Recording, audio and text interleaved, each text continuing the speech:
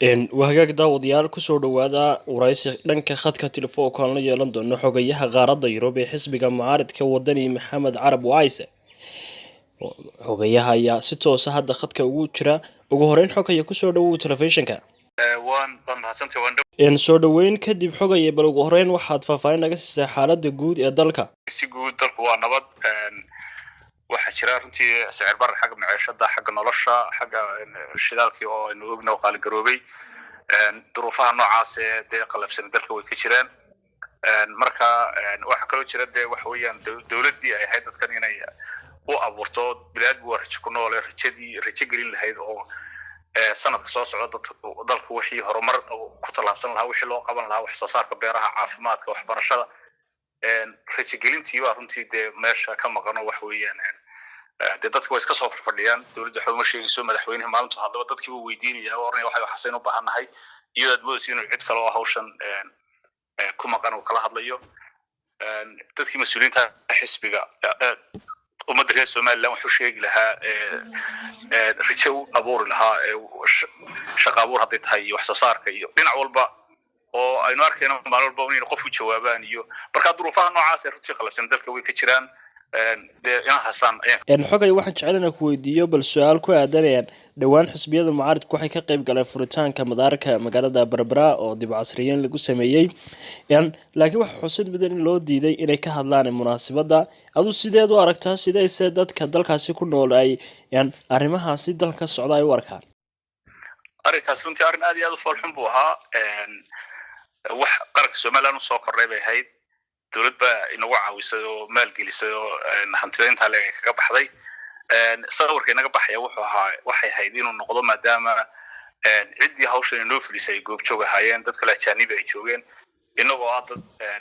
faraxsan oo midaysan oo mahad celinayo oo isku duuban oo arrintani ay qiimo u sameynayso in sawirka noocaas inaga baxay ahayd laakiin nasiib darro sawirka uu madaxweynaheena bixiyay wuxuu ahaa inuu nahay dad xintamaya oo ishaya oo iskhilaafsan oo su'aal oo careysan oo madaxweynuhu ku argoosanayay mikrofon iyo joogitaankii furitaanka marka wax foolxun bay runtii hay'ado aad iyo aad wax dad la marti qaaday oo qaranka xuquuq ku leh oo muwaadiniina oo madaxdii bari noqonaya in wax noocaas fadlan caas lagu la kaco runtii mid aad u foolxun wahagaag xog haye kulan ayaa habeenkii Sabtidii 20kii November ka qabsaday magaalada London ee dalka Ingiriiska muxuu daaranaa kulankaasi bal faahfaahin naga sii kulankaasi laba ujeedo ayuu lahaa takobad waxay ahayd xisbigu sida aad Soomaaliland loo socoto 15 iyo 16 bishan ku jirno shir weyn buu qabsaday shirkaas oo runtii guulo waaweyn ku talaabsaday wuxuu markaa shirkan ahaa inuu laanta xisbiga wadani uu kuliyay dalka UK oo la xisbiga ugu weyn Soomaaliland leeyahay dalka ka jira inay taageerto oo maaragtay ay u hambaliyayso shirka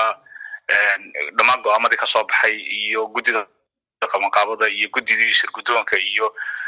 dhamaan hogaankii la doortay oo dhanba taasi taageer ahayd go'aankii wanaagsanaa ee guddoomiyihii hore xisbiga wadani murashaxa Cabdiraxmaan Maxamed Cabdullaahi Cirra uu qaatay ee taariikhda Soomaaliland iyo taariikhda Afrikaanka ku cusbay in lagu taageero qodobka labaad kale wuxuu ahaa taageerayaal ka soo guuray xisbiga kulmiye oo xisbiga ka mid noqdo ku soo biiriba iyagana lagu soo dhaweeyay lagu qaabilay marka kulanka laba geesoodka buu ahaa ugu dambeyntii aad baan kaaga mahad celinayaa xogaya waraysigan aad siinayso maxay tahay fariinta ugu dambeyn aad u dirayso bulshadeena daawanaysa iyo taageerayaasha xisbiga mucaaradka wadani iyo guud ahaan shacabka Soomaaliland bulshada reer Soomaaliland waxaan leenahay waxaan u baahanahay runtii in maanta wax ka soo jira waynu arkaynaa xisbigii talada hayay iyo xukuumadii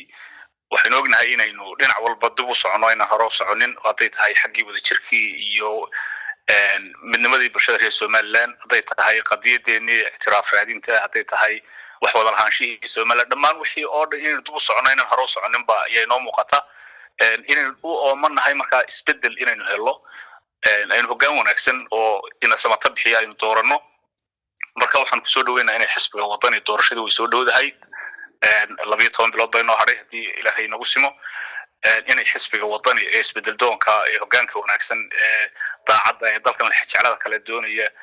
inuu hogaamiyo inay doortaan oo codeeyaan ayaanu ku baraarujinaynaa dawladnimadu waxa way haybad iyo protocol iyo وحوي هيبة الدولة نبا أي معركة داوع بدل نجاري وده شركة وحضر عن شيء داوع بدل وين نجاري هل كانوا سعودي من الدول نقني وحيوها صار نوحنا كقسم طبعا إنه وحوي إنه يسبدل كقيم قاعد إنه هو جان ونعكسن وإنه مقدر نقرن إنه عبد الرحمن عبد الله إحراء إنه دورنا عد كذا نصين